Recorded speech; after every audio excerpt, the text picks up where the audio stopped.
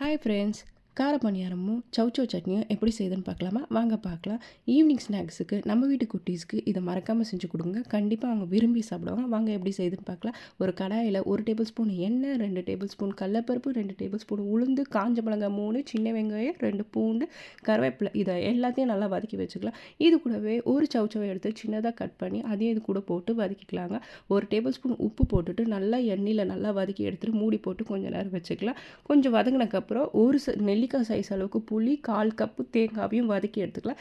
இப்போது இது ஆறுனதுக்கப்புறம் மிக்ஸி ஜாரில் போட்டு அரைச்சி ஒரு ஊற வச்சுக்கலாம். இப்போ கார பணியாரத்துக்கு ஒரு கடாயில் எண்ணெய், கடுகு, கடலப்பருப்பு, உளுந்து, வெங்காயம், பெரிய வெங்காயம், காஞ்ச மிளகாய், கேரட்டு, பீன்ஸு, கருவேப்பிலை இதெல்லாம் போட்டு நல்லா வதக்கிக்கலாங்க. 3 கப்பு மாவில் இப்போ நம்ம வதக்கி வச்சதை ஆட் பண்ணிக்கலாம். ஒரு குழி பணியாரம் கடாயில் எண்ணெயை ஊற்றிக்கிட்டு அது கூட இந்த பணியாரத்தை ஆட் பண்ணிக்கலாங்க. ஒரு பக்கம் நல்லா ப்ரௌன் ஆகிட்டக்கப்புறம் மறுபக்கம் திருப்பி விட்டுக்கலாங்க. பாருங்கள், நல்லா டேஸ்டியான குழி பணியாரம் ரெடி ஆயிடுச்சு. இது கூட சட்னி ஆட் பண்ணிவிட்டு குட்டீஸ்க்கு கொடுத்து பாருங்கள். கண்டிப்பாக டேஸ்ட்டாக இருக்கும், விரும்பி சாப்பிடுவாங்க. பாய்.